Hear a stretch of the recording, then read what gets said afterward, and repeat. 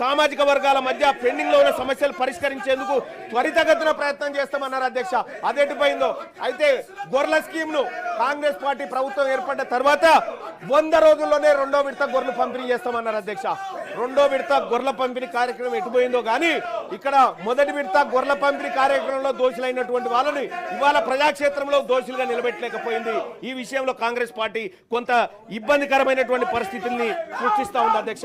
ఇక అలాగే వైన్స్ రిజర్వేషన్లు అధ్యక్ష, వైన్స్ల విషయంలో 15% ఉండే గౌడ్లకు రిజర్వేషన్లు 25% పెంచుతామని చెప్పారు సార్ కామారెడ్డి డిక్లరేషన్ లో.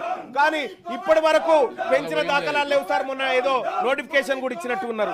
అలాగే జనగామ జిల్లాకు సర్దార్ సర్వాయి పాపన్న పేరు పెడతామని కాంగ్రెస్ పార్టీ పేజ్ నెంబర్ 18 తన ఎన్నికల మేనిఫెస్టోలో చెప్పింది సార్. ఇప్పటికీ దానిపైన చర్చ లేదు, దానిపైన ఎలాంటి నిర్ణయం తీసుకోలేదు అధ్యక్ష. అనేక మంది ఇప్పటికే ధర్నాలు అలాగే ఆందోళన వ్యక్తం చేస్తా ఉన్నారు కాంగ్రెస్ పార్టీ ఈ నిర్ణయాన్ని తీసుకోవాలని చెప్పి. అలాగే మున్నూరు కాపుల విషయంలో కూడా అధ్యక్ష మొట్టమొదటిసారిగా మంత్రివర్గంలో ఒక మున్నూరు కాపు బిడ్డ కూడా మంత్రిగా లేకుండా పోయింది అధ్యక్ష. అలాగే మున్నూరు కాపు కార్పొరేషన్ ఏర్పాటు చేసి యువ పారిశ్రామికవేత్తలను ప్రోత్సహించేందుకు సబ్సిడీ రుణాలు పంపిణీ చేస్తామని చెప్పారు అధ్యక్ష. అది కూడా ఇప్పటి వరకు అతిగతి లేకుండా పోయింది అధ్యక్ష. పద్మశాలి బిడ్డలకు జగిత్యాల, నారాయణపేట, భువనగిరిలో మెగా పవర్ క్లస్టర్లు ఏర్పాటు చేస్తామని చెప్పారు అధ్యక్ష. పద్మశాలిల పవర్ లూమ్స్ పరికరాల పైన 90% సబ్సిడీ అని చెప్పారు అధ్యక్ష. ఎటుపోయినాయి అధ్యక్ష?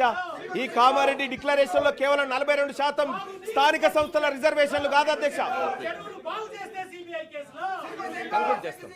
సార్ ఇక్కడ 42% రిజర్వేషన్ కాదు అధ్యక్ష, అనేకమైనటువంటి అంశాలు ఈ బీసీ డిక్లరేషన్ లో ఉన్నాయి. కేవలం 42% రిజర్వేషన్ అనే కాదు, మీరు చేయగలిగినటువంటి అన్ని ఉన్నాయి ఇందులో. మరీ ముఖ్యంగా అధ్యక్ష విశ్వకర్మలకు సంబంధించినటువంటి అధ్యక్ష మంగళి, స్వర్ణకారులు, కమ్మరి, వడ్రంగులు, కుమ్మరులను 90% సబ్సిడీతో టూల్ కిట్లు ఇస్తామని చెప్పారు అధ్యక్ష. ఆ కార్యక్రమం చేయడంగా ఎవరు అడ్డుకుంటారు అధ్యక్ష? అక్కడ ఏం పార్లమెంటే వద్దంటలేదు, సుప్రీంకోర్టులు ఏం అడ్డుకుంటలేవు అధ్యక్ష.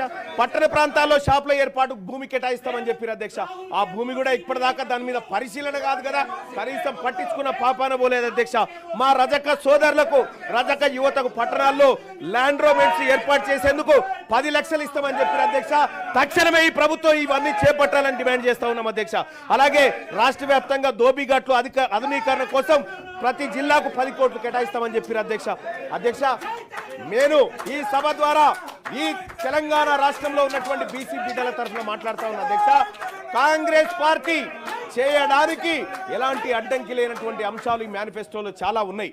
వీటిని నెరవేర్చాల్సిందిగా ఇక్కడ ఉన్నటువంటి రాష్ట్ర ప్రభుత్వాన్ని డిమాండ్ చేస్తా ఉన్నా. మా ఆకలి, మా బాధ, మా గోస ఈ సభ ముందు పెట్టుకునేటువంటి సందర్భంలో ఈ రాష్ట్ర ప్రభుత్వం నుంచి మేము ఎక్స్పెక్ట్ చేస్తుంది అధ్యక్ష, కేవలం 42% మాత్రమే అడ్డంకి ఉంది. మీరు ఇంప్లిమెంట్ చేయడానికి ఏ అంశానికి కూడా అడ్డంకులు లేవు. వీటిని అమలు చేయండి. ఇక్కడ 1,00,000 కోట్ల బడ్జెట్ పెట్టడానికి సార్ 20,000 కోట్లు ప్రతి ఏడాది బడ్జెట్ పెట్టడానికి ఎవరైనా అడ్డంకి ఉన్నారా? దీనికి మీరు పెట్టండి. బీసీలకు సంబంధించి రిజర్వేషన్ దయచేసి 42% రిజర్వేషన్ల విషయంలో అధ్యక్ష ఇవాళ గవర్నర్ గారు ఆమోదించాలి సార్. గవర్నర్ గారు సమ్మతించాలి. లేకపోతే మొన్న గతంలో సార్ ఇదే ఆనరబుల్ హైకోర్టులో గతంలో కేసీఆర్ గారు 34% రిజర్వేషన్ అన్నప్పుడు ఇగో అగ్రవర్ణాల వాళ్ళు హైకోర్టులో కేసేసి దీన్ని ఆపిరు సార్. ఇలా మళ్ళా ఇంకొక ఆయన పుట్టడానికి గ్యారంటీ ఏంది? ఇలా మళ్ళీ దాన్ని అడ్డుకోవడానికి గ్యారంటీ అధ్యక్ష ఈ మా బీసీల విషయము మాట్లాడుకునే సందర్భంలో బీఆర్ఎస్ పార్టీ ఈ రకంగా అరాచకం చేయడం, ఈ రకంగా దాన్ని అడ్డుకోవడం, సభను డిస్టర్బ్ చేయడం ఇది బాధాకరం సార్. ఇది అత్యంత బాధాకరం. ఇది బీసీలకు సంబంధించినటువంటి అంశం సార్.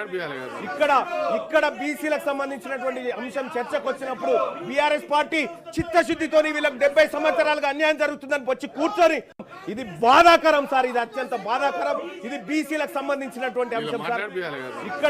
ఇక్కడ బీసీలకు సంబంధించినటువంటి అంశం చర్చకు వచ్చినప్పుడు బీఆర్ఎస్ పార్టీ చిత్తశుద్ధితో వీళ్ళకి 70 సంవత్సరాలుగా అన్యాయం జరుగుతుందని వచ్చి కూర్చొని మా బాధ వినాలి సార్, మా బాధ వినాలి సార్, మా ఆవేదన వినాలి. అది చేయకుండా కేసీఆర్ గారి పైన కేసు పెట్టినటువంటి ఉద్దేశంతో అదే కేసీఆర్ గారు మా మీద 100 కేసులు పెట్టింది సార్. మేము ఎన్నడూ పట్టించుకోలే.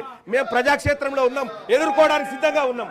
కానీ ఈ రకమైనటువంటి వాదనకు దిగడం, బీసీలకు సంబంధించినటువంటి అంశం చర్చకు వచ్చినప్పుడు ఇది దుర్మార్గమైనటువంటి ఈ చర్య సార్. దీన్ని ఎట్టి పరిస్థితిలో బీసీ సమాజం ఉపేక్షించదంతే తమ ద్వారా తెలియజేస్తున్నాను అధ్యక్ష.